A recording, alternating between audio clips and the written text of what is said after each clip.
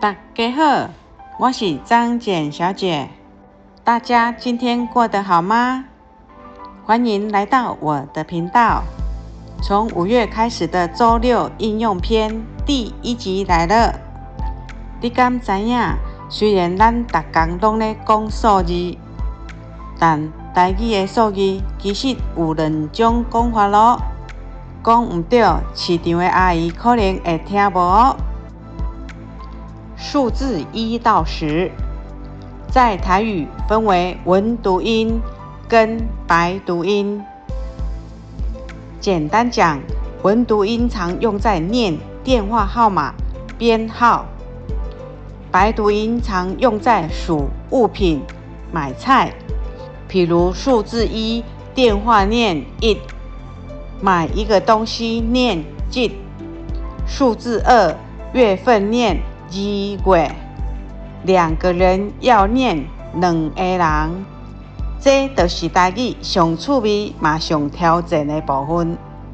数字台语0到10这样念：数字0，文读音0，可0分；白读音0，0900；数字1，文读音1，第1名；白读音1，一个人；数字2，文读音2，二楼；白读音2，两粒红果；数字3，文读音3，三月；白读音3，三个人；数字4，文读音4，四季；白读音4，四支鉛筆；數字5，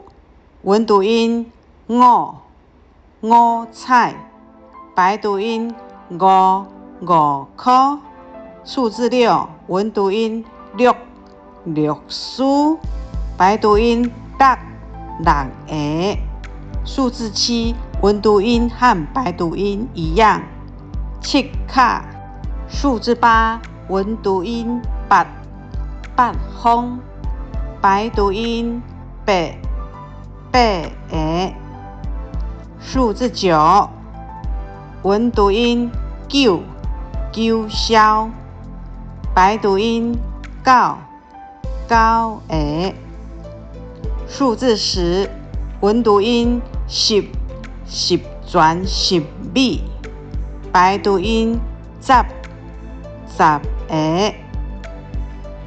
记住一个重点就好，念书、日期、电话就用文读音，买东西、聊天就用白读音。来，咱来菜市啊！阿姨问：这个要几粒？这个要几粒？你爱讲：我要2粒，我要2粒。唔通讲2粒哦。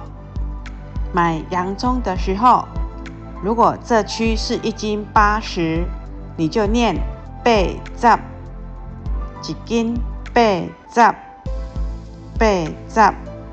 如果是买3把葱，就是3把葱啊，3把。张简小姐提醒，在市场买东西，数字后面通常会加上量词，这时候几乎都是用白话音哦。生活中除了买菜，报电话号码也很重要哦。我们来看看这组警广电话号码：0800000123，这组号码要念作0800000123。记住哦，数字0要念孔，1在编号里，为了听清楚，我们习惯念文读音的1。下次报电话号码给朋友，可以试试看哦。